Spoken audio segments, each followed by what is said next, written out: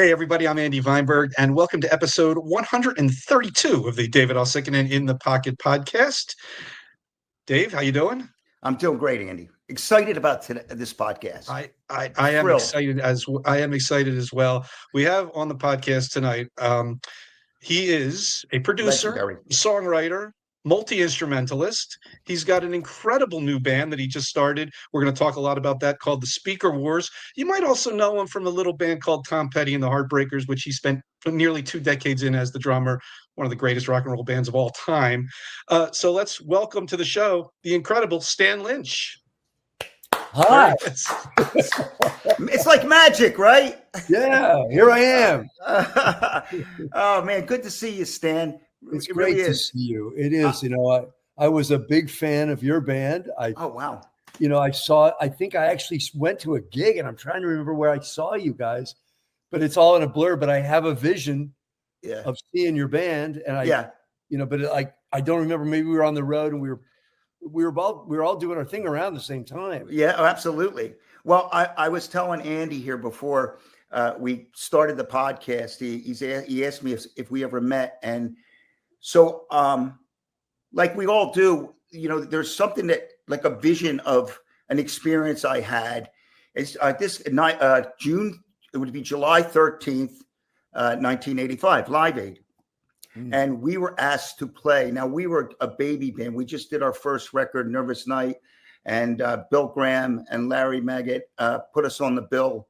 And there were moments there. We felt like we had a good band, but there were moments at that show in particular that we were like, whoa, what are we doing here? But one thing that happened that I'll never forget, and it's a real, I don't know, it's just a great joyous moment in my life that I remember when the Heartbreakers walked backstage. There was, it was an outdoor, if you remember, it was like an outdoor, it was at JFK Stadium. And you guys walked in through security, and there was like this, I don't know if it was like, what was on, it wasn't like a cement ground, but you came back to there was a tent. And I don't remember there was a tent, but I was standing in that tent, and there were a lot of musicians that were playing that were under this tent. And I remember when you walked in, the Heartbreakers walked in, you walked in, it was like, Stan the man is here. Everybody gave you a hug. It was like everybody knew who you were, and they knew who Tom was. But when you walked in, Benjamin Orr gave you a big hug from the Cars. Yeah. There were a bunch of dudes around, and they just welcomed. They were like so happy that you were there, and you were like hugging everybody. It was like a real reunion of sorts, And I'm standing in the back, saying to myself, one, I'm like, what the fuck am I doing here? And then the other one was like, oh my God, I'm so grateful to be standing here watching this happen, because just watching it was just, the joy that everybody was feeling back there at the time was just remarkable. But everybody was really happy to see you, man. And I remember thinking, man, this is cool. This is cool. And Tom had the, it was like you remember Mr. Green Jeans? He had those things going on with the glasses that were those little granny glasses and the hat.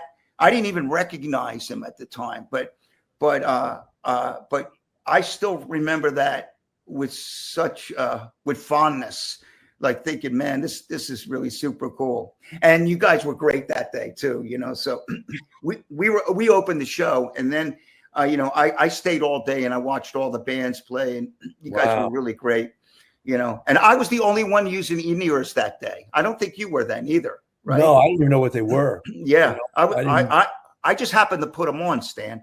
A guy friend of mine designed them, and I happened to just put them on, and thank God I did, because I never would have heard a thing, because we know, nobody had a sound check. No, you flew blind. It was. Exactly. Exactly. But that was my experience for seeing. And then the very first time I saw when you played the Tower Theater, you guys were touring with the record. Because I remembered when you did I Need to Know. And oh man, so you're going to get it. You're going to get it. And that show, I was just introduced to Tom Petty and the Heartbreakers. I'm going, oh, I dig this.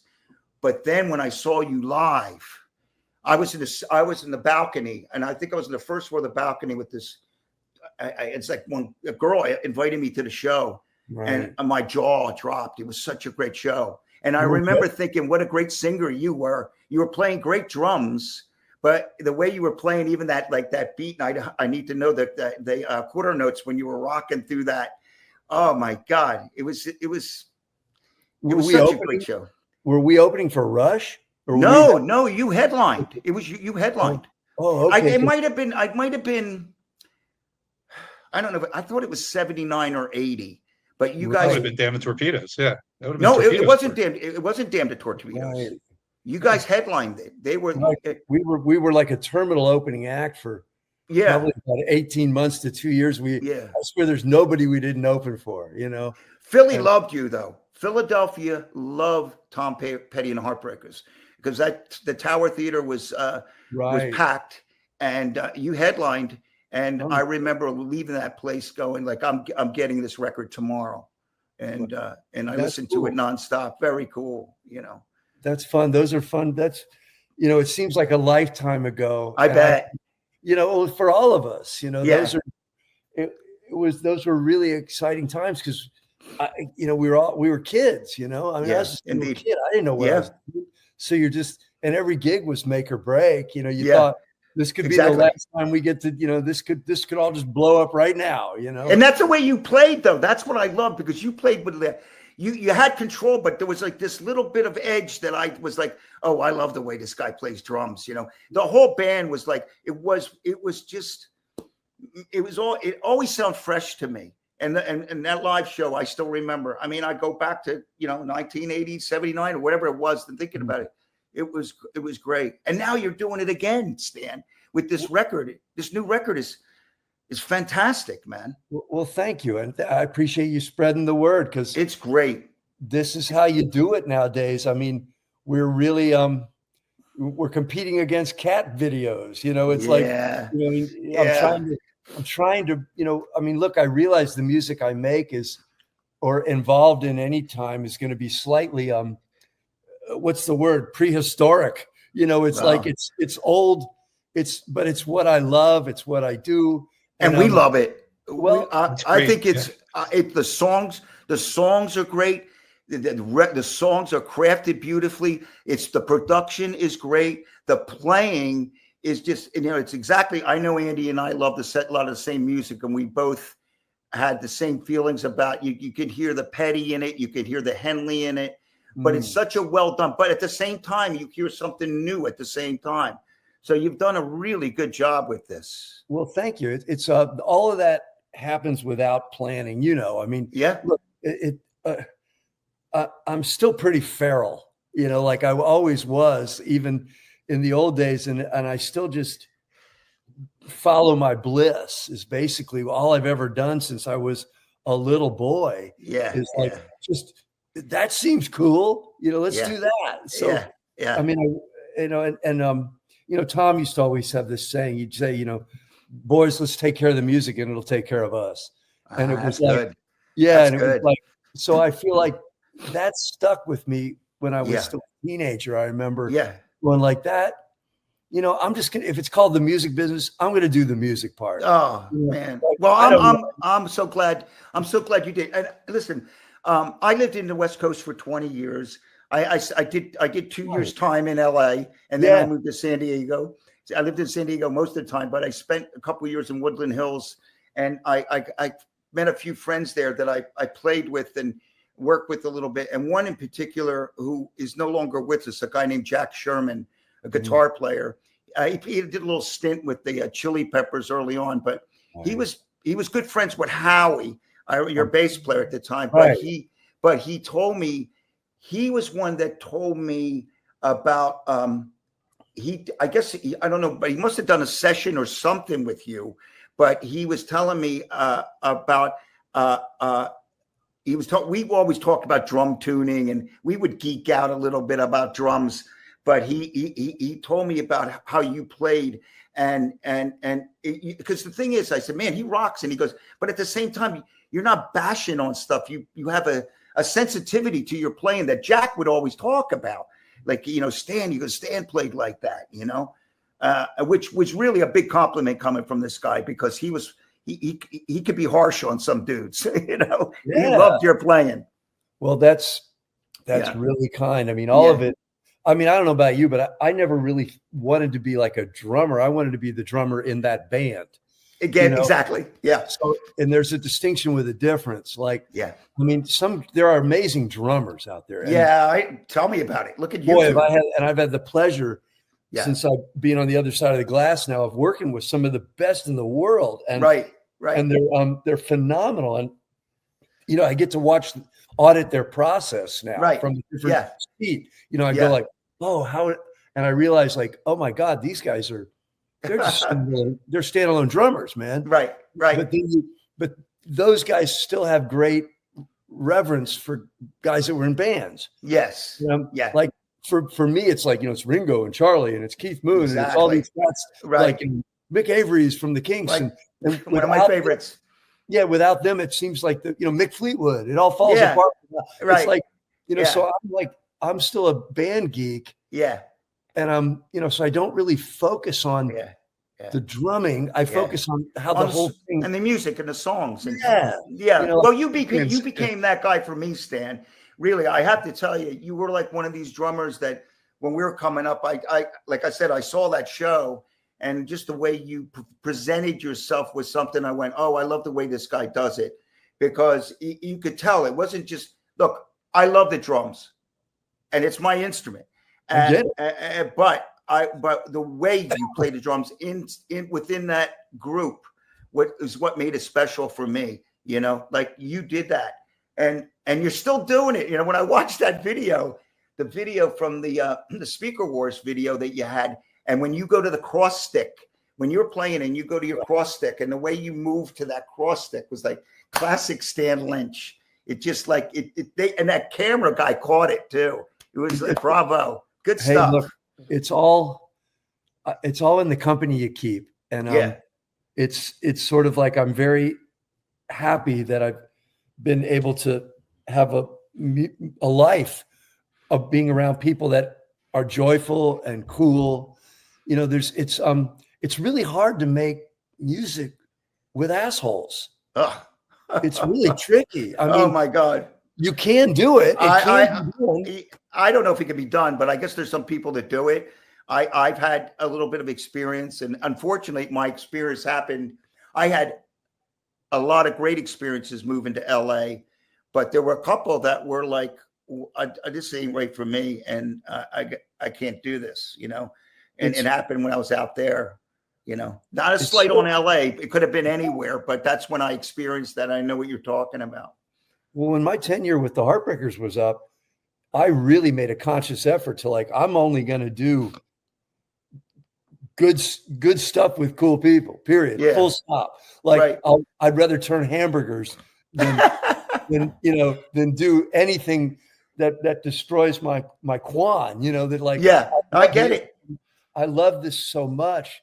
I didn't want it squashed out of me. And I was really fortunate, like literally almost the day that ended, the phone rang and it was someone cool and loving and willing to share.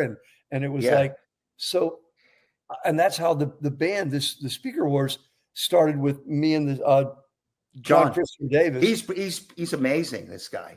He's a ball of fire. Remarkable. He's crazy. He's ADD. He's a lead singer. You know, need I say more? Oh, that's great. That's great. He's really, we were writing a lot during COVID and he just kept saying, man, Lynch, why don't you just get behind the kit, start playing, you know? And I'm going, nah, dude, like and finally, we realized we were all being one-man bands right around COVID. Yeah. And I've got a little studio and he'd come down. So I had to play the tracks. Yeah. So it was like, and it was the first time I was actually really listening to what I do. You know, like I was so used to let me call let me call a drummer, let me. Yeah. And he was the guy who literally just said, then he said, get your butt to Texas. Let me show you my guys. Let's find a way to enjoy this together. And so he's the guy who really was the one who put the fire starter to that, I mean, it's super interesting because you mentioned the guys, because before you came on, Andy and I were talking about how and you might have said it started off like a solo project, but you could you've morphed into a band. Even you look at the photos and it looks like a band. You guys, there you are. I mean, it's like a bunch of goofy looking guys, man. Yeah, I mean, it looks like, look, it could be the Heartbreakers. It could be a band that have been together. I mean, I think that's a beautiful thing, man. Pulling a group together like that. And listen, it comes with a lot of work and a lot of commitment to do that. And man, I think that's super special. Well, there's a lot there that hasn't even been tapped yet. I mean, that's exciting.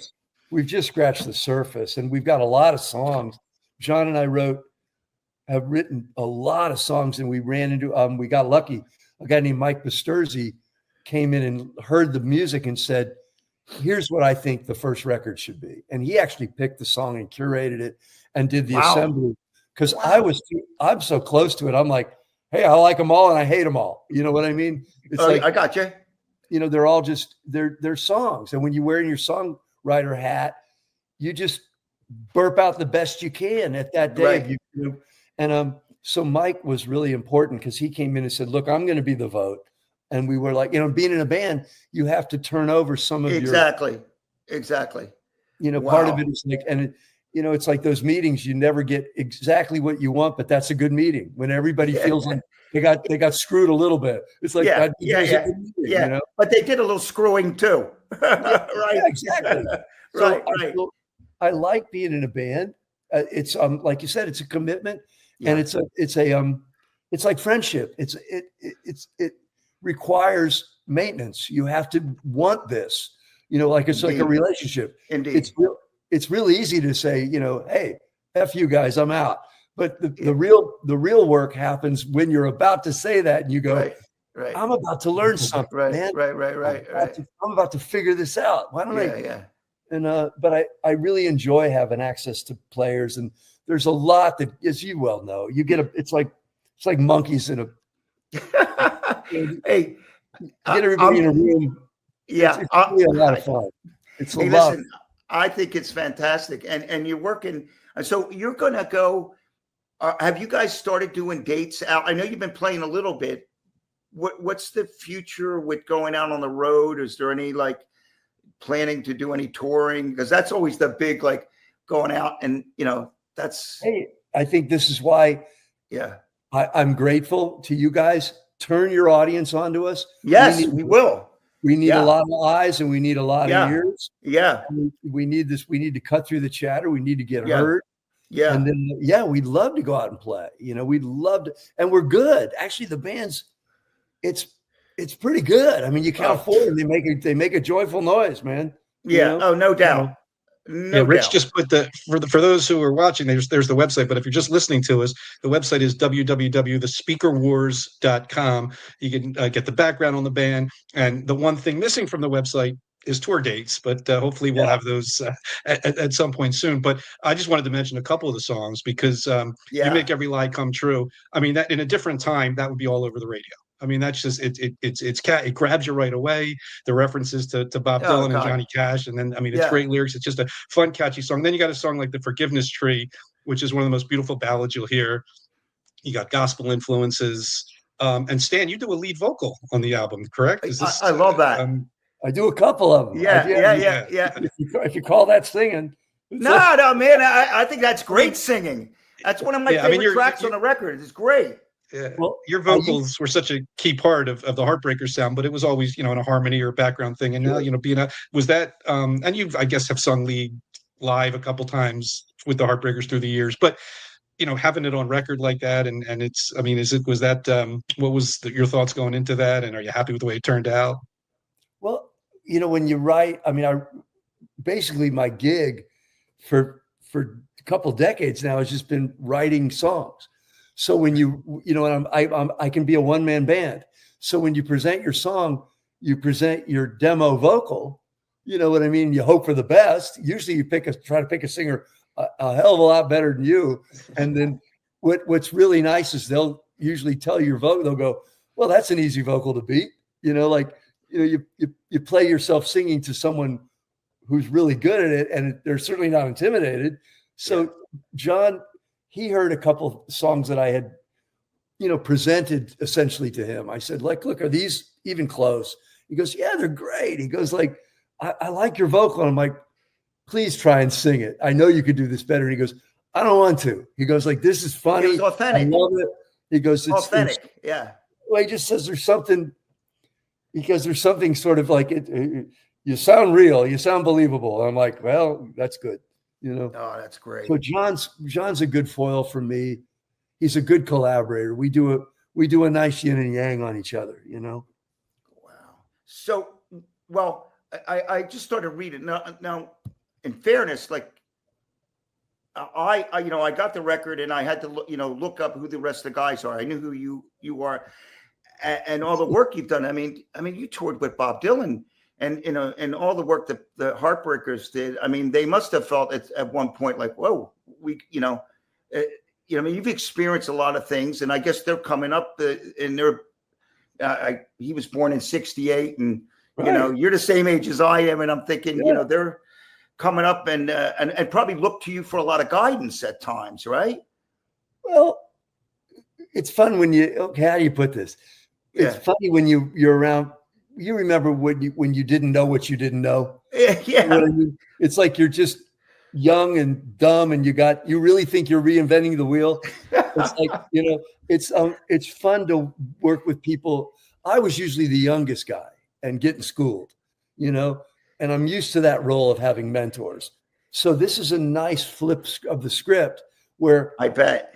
But at the same time, it's really fascinating when you get enough guys together that are headstrong and they don't really listen to you.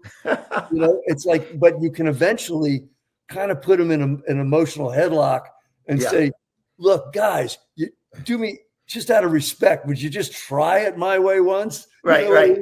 And you surprise them probably, right? Like, whoa. Occasionally they do. They'll look and go like, damn, is it that easy? And I go, oh yeah, it's really easy. You shouldn't make this that hard of work on yourself. Yeah, right. You're overstating. Don't overthink it.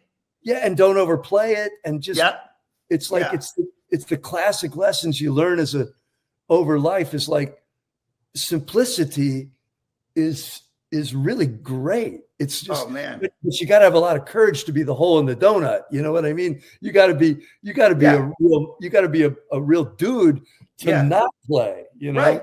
Yeah, it's I'm sitting out here. It's like a piano player. I'm always like impressed. A couple of Nashville guys I've played with, they'll be playing the piano and then they'll put their hands down. Yeah, absolutely. And it's like, wow. I remember like a couple of these guys. One played with Delbert McClinton, piano player, and I remember he just stopped playing and he just looked, and then he comes in. Garth Hudson was good at that as well. He would come and do stuff like that, But that's a beautiful thing. Space is the place, like Lowell George would say, You're not playing as much as you're actually arranging. You know what I mean? Yeah. You're that pivotal, and drums can be just that. Man, what you don't do, like don't set up that chord, don't telegraph that chord. You don't need to. Yeah. You don't need to go to the ride cymbal. It's like that's what the tambourine's for. It's like that's don't brilliant. Don't overstate your case, man. That's brilliant. And if you've got a song, your job is to not ruin it. And if you've got a singer, your job is to get him to shake his ass. Yeah, exactly. If I can turn Jon on, he might turn you on. But if I don't turn him on, I didn't do my job, man. Yeah. So I can always, I'm good for that in the room with these guys. I'm good to always remind them the song is the star, the singers are our North Star. This is what we're actually doing here. We're not selling the bass part. You know what I mean? It's like, you mentioned earlier, not really having a plan, throughout, you're just kind of going where the music takes you. But I mean, with 30 years without a band, I mean, for a guy who admitted he's a band guy and you love being in a band. Now you were doing great stuff, the stuff you did with Don Henley and the Eagles and all the other people that you produced and wrote for. But was there something missing in your life, not being in a band all these years? And did you think you would ever have a band again? It's a two-part question. Was there something? What was it? Was there something missing? Did you feel like the band thing, right? There were, but I also knew that, like, it was like been there, done it. Right. Like it wasn't like it was an unrequited love affair. Exactly.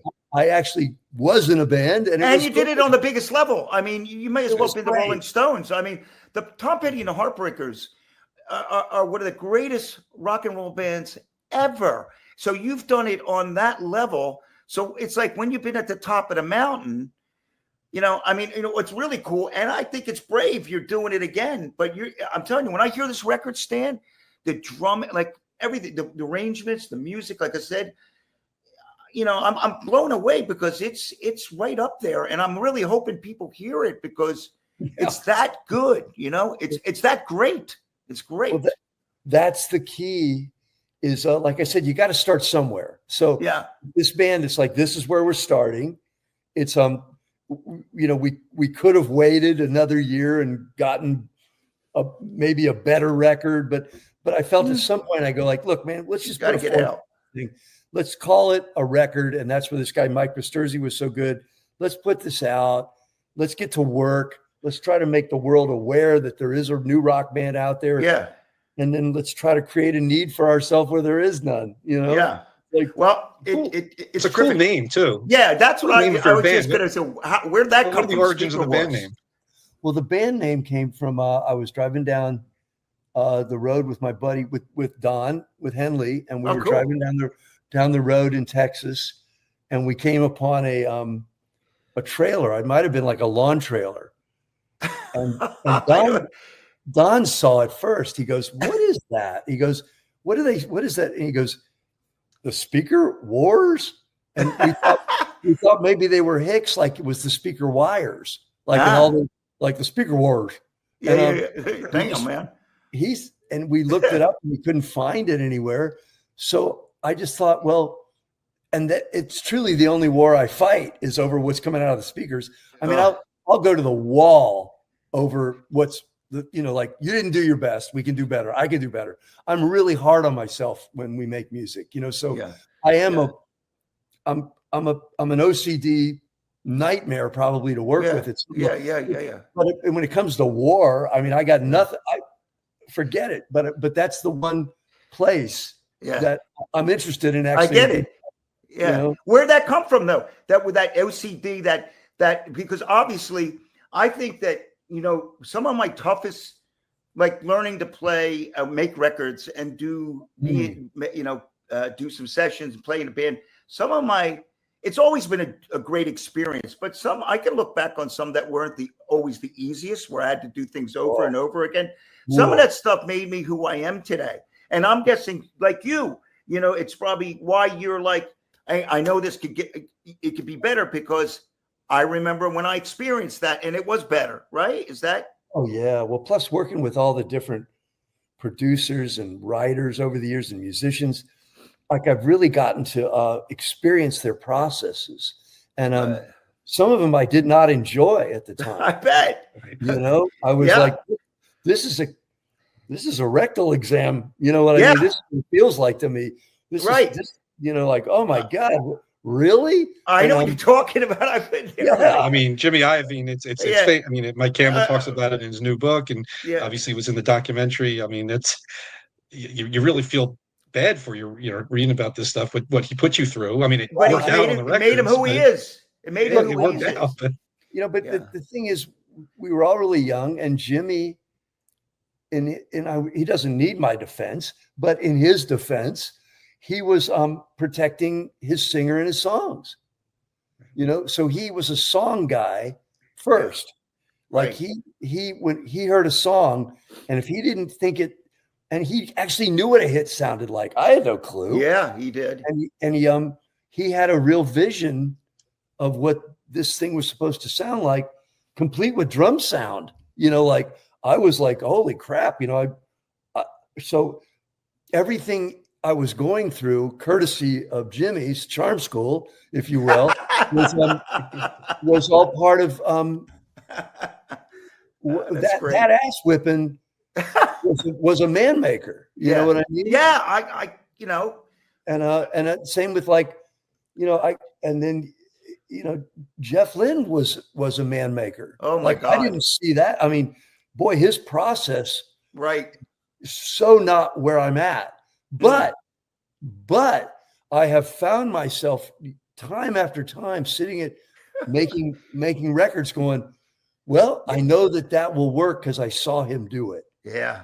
You know, and I'm not afraid to go ahead and overdub that drum part or to do that. It's like he taught me his process and didn't mean, it's like I got to audit it. And the same with Danny Korchmeyer and Don, like sitting in that room for a year in the back seat, just going, these guys, and Greg Ladani was the engineer. These guys were maestros, man. Yeah, absolutely.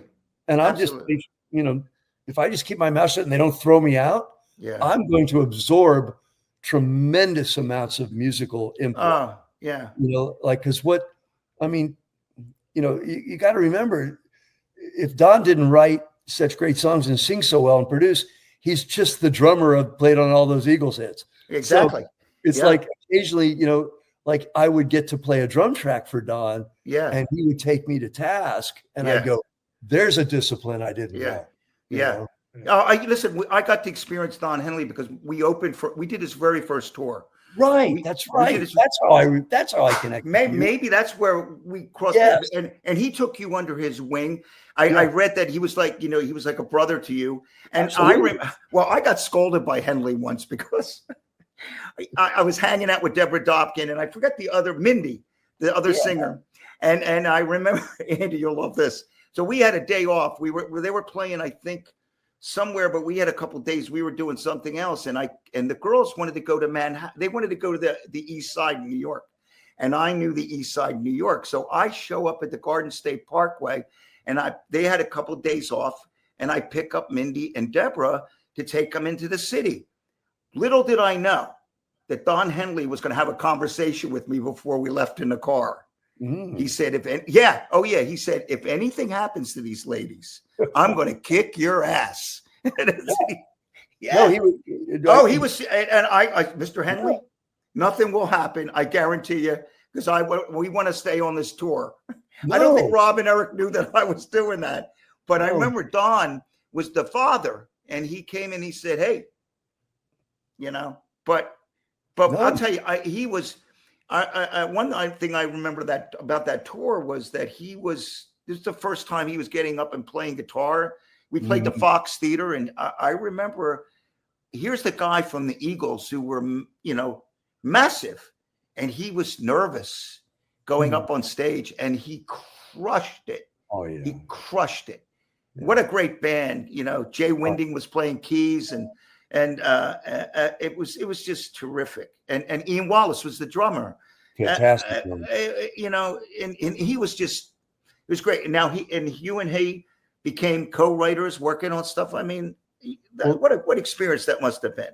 Well, we became friends, and then by extension, it morphed into like, hey, you got something, or you want to try something, and he was very, very invitational. Like, I've made a joke, you don't knock on someone's of that caliber's door and say, hey man, you know, you want to write? Yeah, no, you don't do that. Dude, no. So those are invitation only experiences. Wow. And I was younger, and he obviously saw something in me that he thought, well, this is worth, you know, we'll let the kid hang around, you know, whatever. Yeah. And what I learned from him was invaluable. His disciplines and his process is so, he's in his head, and he's brilliant, and he's a poet, and he's a great singer, and he's got incredible time. Amazing. Yeah. So he's like, and what he taught me not to be lazy, you know, that was the number one thing Don instilled in me, is that you can probably do it better. You should try to do it better, you know, and don't settle. don't ever settle. It's like, Wow. and it was always about further education with Don. For me, it was like, Wow. well, that was good, Stan. Have you considered? And it'd be like, wow, I didn't even see that coming. He goes, well, yeah, see you tomorrow. Sleep on that. Wow. So forever, he was always throwing more fuel on my fire. And like, man, I'd come in the next, I didn't sleep a wink last night. I'm like, I'm turning that around. That's incredible. And, producing, and like, just when I thought I had it figured out, Don's like, well, how about there's a monkey wrench in there. Yeah, no, it was not. It was more like, I'm thinking about a 60-piece orchestra. Oh, it'd be like, that's not a monkey wrench. That's just my first reaction is like, what am I doing here? And his next reaction is, sharpen your pencil and let's figure it out. It's like this. He is very capable of living out visions that I don't even. I'm not even. I'm like. Yeah, I'm back here with two matchsticks trying to light a fire, and he's already got a bonfire going creatively. Stan, I'm sorry. I was just going to say, Stan, what's the story behind The Last Worthless Evening? Because that's one of the greatest songs of all time. I mean, and you co-wrote it, co-produced it. How did that come together? And I mean, who had the idea first? Don. I mean, this is all. Yeah, I mean, honestly, this is so early in my time with him. What a beautiful song. But it really, Don's the full vision. To call yourself a co-producer on that song that early, all I am is a facilitator, really, because all I'm trying to do is he's telling you what he wants very specifically, and you go do it. Yeah. So it was really early in our relationship, and he came with all the fuel for that fire, and that was a lucky room to be in. That was I think you're probably being a little humble right there, but I'm sure you and that's really cool. Hey, listen, what does he think of this record? I mean, have you talked since you made the record? No, you haven't? Oh, I think he's gonna love it. Well, you never know. I mean, well, I got to tell you, because here my experiences. I listened to it immediately. I'm a friend of Larry Mazur's and your manager, and John sent it to me, and I listened to it and I liked it immediately. But what a record, when I listen to it and it keeps on growing on me immediately, like it's like, oh, I know this. I know the lyrics to it. I'm singing it. That's a true test of and like now it's like I'll be listening to that all the time because it's just a quality record, like Henley's records, like the Petty records. And I think that's what you got going now. I mean, you were doing that before, but this is very cool. It comes from very humble roots, this record, honestly. Yeah. It comes from, these are basically demos. But a demo is a record today. Yeah. I mean, if you can, and I've learned to make a pretty good, I don't bother to get into it unless I feel that the song is sort of valid and that it's going to grow up and become something, because it's a tremendous investment in time to make a record, which is, or a demo, or whatever you make. I mean, a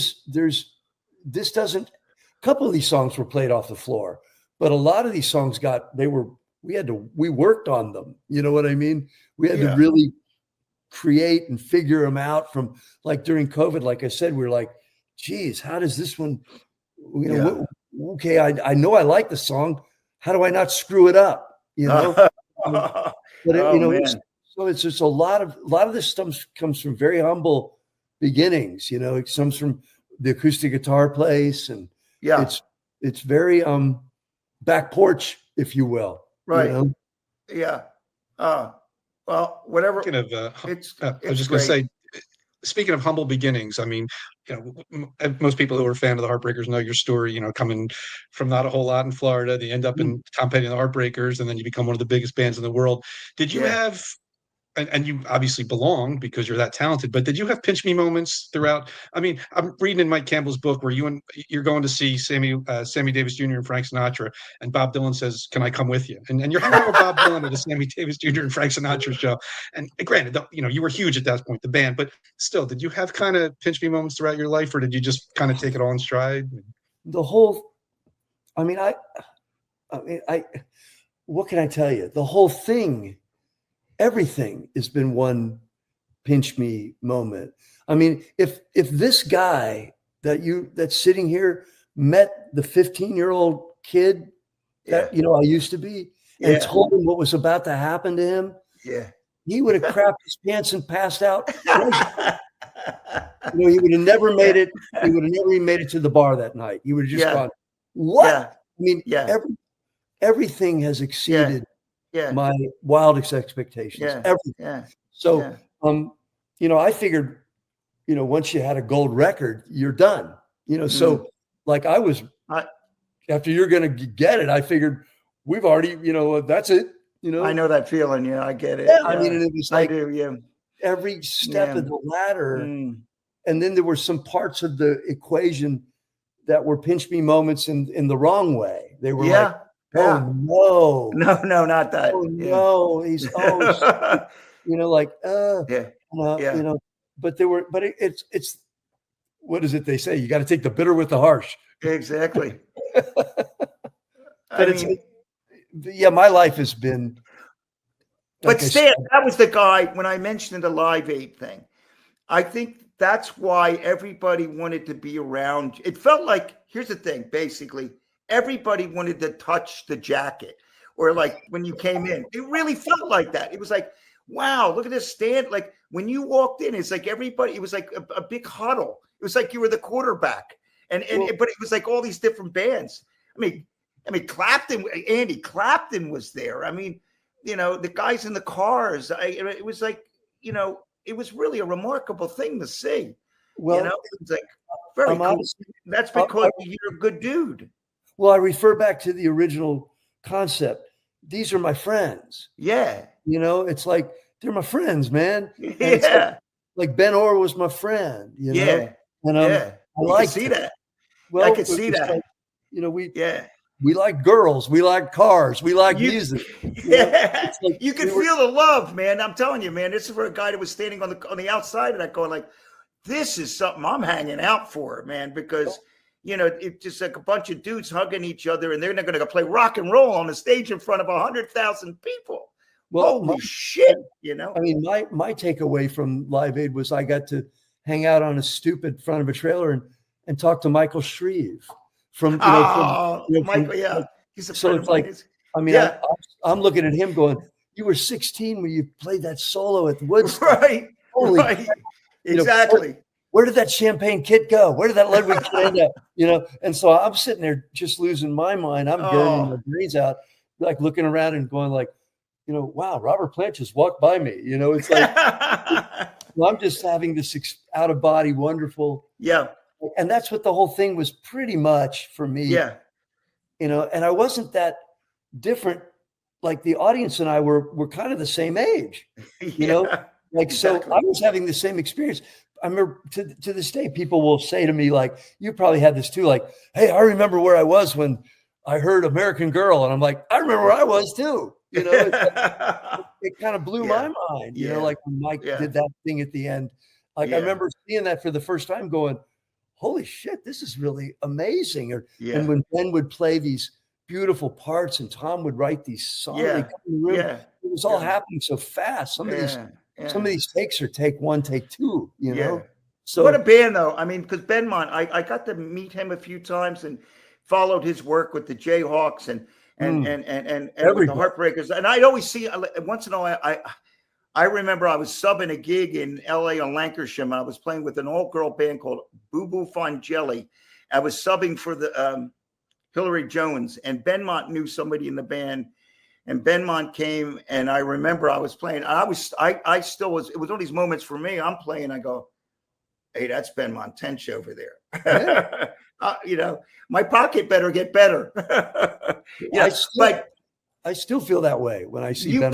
You played like you're one of this and you're part of this. But when I look at the Heartbreakers, to me, everybody in that band, even after Ron left the band and came back to band and Howie, you had a bunch of virtuosos in that band at their instruments, right? I mean, what a band. They loved being in a band. They loved being in a band. That's the difference. Nobody was particularly a show off. And even it was like everybody loved playing songs. And and we really got off on it. You know, you did. And you did it great. We never talked about it. Those guys were virtually monosyllabic with me, you know, in that band. I mean, I've talked more to Michael in the last couple of years than I did in 20 years I played with him. Really? Wow. Oh yeah. Wow. They weren't warm and fuzzy guys. We were just I think I heard you say that one before. They were just very yeah. I mean, a good review on a drum part from Tom was, "Oh, that'll work." You know, we can get by with that. That'll work. We'll get by with that. If Benmont did something really great, he goes, "Yeah, go with that. That worked. That's good. That felt right." He must have been a character. They were never, they were never like robust with the compliments, you know. Yeah. So the opposite of your personality, because you're such an outgoing guy. At least that's the impression I get from the old footage and it worked for a while. You know, it worked. It was good. The combination was good for a while. I wore them all out. It was fine. Hey, look, I'm glad I did the time I did with them. Yeah. And I'm glad I didn't do the last 20 years with them because I was the wrong guy.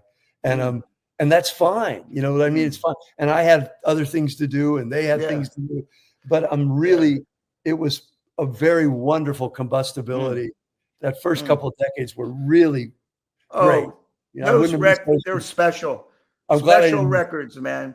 When I hear you talked about Breakdown and how you kind of had that, thinking about the Ringo part, and when you did Breakdown, and then what you did with your part, and you thought about that, it blows me away because again, it's like that song thing, and you're paying homage to one of your heroes, right? And man, you know, I mean, the quality of work you guys did, and those records, you put them on now, and they still sound fantastic, and the playing.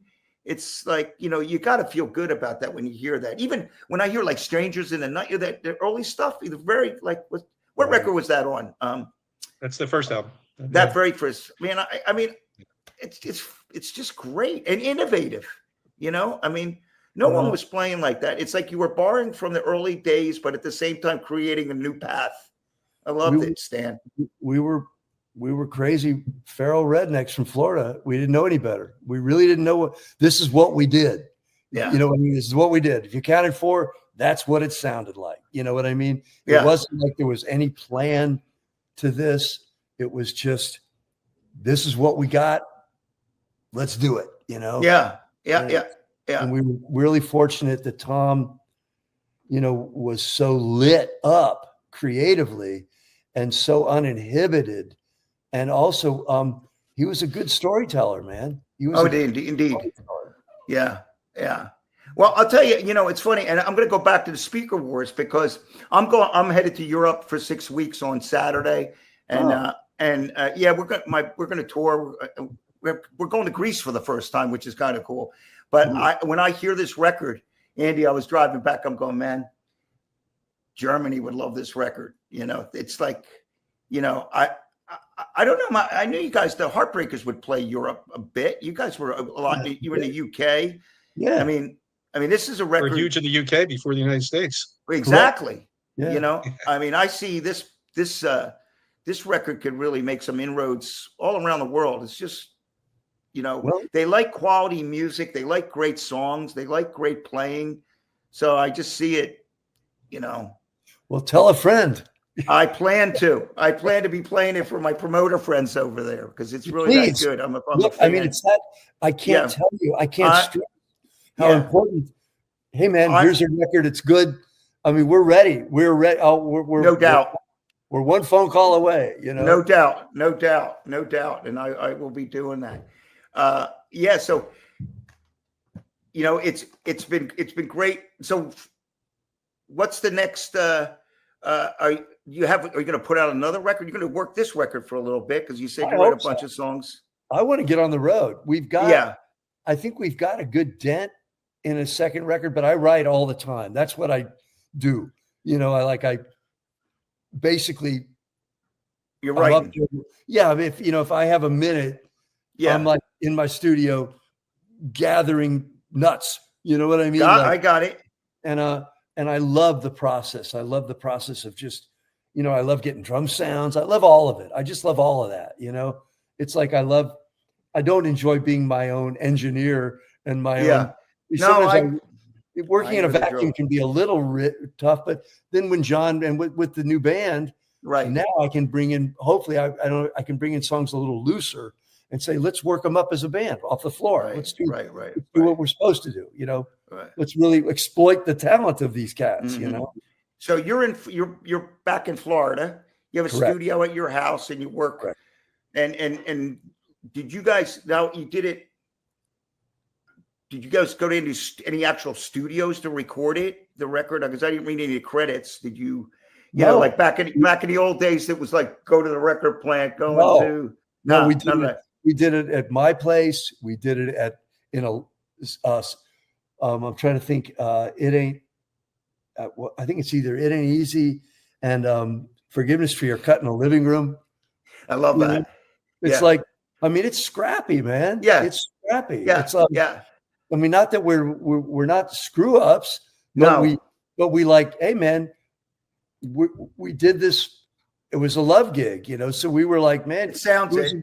Yeah, who's around? Let's go. It's not like we were formulaic and sitting down and going like, okay, we're going to have, it's like, man, we got songs. Let's go cut that song. Let's go. And, having the singer is a huge boon when you have a guy who can step up because the song actually gets written at the microphone. Really. Let's be honest. You can have all the paperwork, but when the singer, if he doesn't like that line, he's going to, you're going to massage at the. You're right. I love wrestling for it all the way to the bitter end. I love that. Yeah, he's brilliant. I mean, that guy, he could, you hear it in the grooves, man. You really do. It's really beautiful. He's obviously super talented. He's cool. Well, listen, I'll be playing it. I was just gonna say, I love that you just had a milestone birthday, and now here you are starting this brand new chapter in your life at this, I think it's great. Milestone age, and it's not many people start a new chapter. I know 70 is the new 40 or whatever, but I'm going there too in February, so I get it. What is it like? Mick Jagger said, "What else can a poor boy do but sing for a rock and roll band?" It's like, what else you gonna do? It's like. It's my only trick, and it's provided me with food and shelter and company and joy. And, it's like, so I'm going to just keep doing this. And like I said, having Jon is great. Cause like the Forgiveness Tree is literally the second time he sang it. That's the vocal on the record. It's like nothing's auto-tuned. It's like, he sang it into an old 57, like with no headphones on. It's like, so it's just, that's the joy of having this much soul in the room. Yeah. It's like, I don't have to try to manufacture something. You know what I mean? It's like, and it sounds it, Stan. It's marvelous. Hey, listen, we're going to be, I don't want to get cut off right at the hour. Okay. And I want to thank Larry Mazur and your and publicist Jon for helping us get you on the podcast. It was, I knew this would be fun. But it was even better than I thought it would be. Stan, you're a real mensch, man. It was really great having you with us. Man, absolutely. You. And we're going to be talking about this Speaker Wars record with everybody we know because we love it. And speakerwars.com. Go listen to it. It's on all the streaming sites, and then buy it. Listen to it to check it out, and then believe me, you're going to love it. And then support the band. You can buy it on their website or wherever else people buy music these days, I guess. But it's also on all the streaming sites, so there's no excuse not to listen to it. Yeah, spread the word. We'd love to come to your town, man. We really would. We'd love to come make noise. We'll be there to see you. I know after the podcast, I'm going, I wanted to ask him this. I wanted to ask him that, but I had a whole list. So caught up that here, just Dave, like, but that's yeah, I know. I just flying by the seat of my pants and I see him in front of me and I envision the show at the Tower and Live Aid and all that great music. And it was just super cool to have you on board with us, Stan. And I hope you listen on the next album or the tour when something's coming up. I hope you come back, join us again. We'll talk about it. I will. It's awesome. Yeah. Hey, please don't be a stranger. No, we won't be, man. All the best, bud. Hey, thank you so much. Thank you. Legendary Stan Lynch, everybody. Unbelievable. Talk to you guys soon. Absolutely. Thanks, man. Boom. How cool was that? Fantastic. Fantastic. I got to tell you, man, I'm a fanboy on that one. Well, there's not many guests that we have on that you haven't actually met before. Most of them you've come. So that was pretty cool too. That this is the first time you guys actually talked. And hopefully it won't be. I'm sure it won't be the last. So that was brilliant. Cool. Hey, Dave, I just want to wish you mentioned Europe, and by the time this podcast goes live, so by the time you listen to this now, you're already going to be on Europe on the Hooters 45th anniversary tour, which is you're doing, and then you're doing a bunch of shows in Germany, and 45 years, Dave. That's I know. That's pretty crazy. It's fun, it's like Stan said, being in a band, and I just love being in a band. I love doing what I do, and I really feel lucky to do it. And think about some of the relationships that I've, and listen, it's enabled me to do this cool podcast and talk to people like Stan and Mickey and Sandy and all these cool drummers, and it's been a blast hanging out with you and Freddie and Rich, and and that's all because of playing music, man. If it wasn't for playing music and being in this band, who knows what I'd be doing. I don't even want to think about it, to be honest with you. Well, the fans appreciate the music, and we're excited for more of it too. So, hey, just want to once again thank Stan Lynch. He was an incredible guest. Check out one more time, thespeakerwars.com is the website. You can get all the background on the band and check out some of their tunes. And nobody deserves success more than Stan. I mean, he's puts in the work, and it's paying off now. So thanks again to Stan Lynch. Thanks to Rich for doing another great job producing. For Dave, I'm Andy, and we'll see you next time on In the Pocket.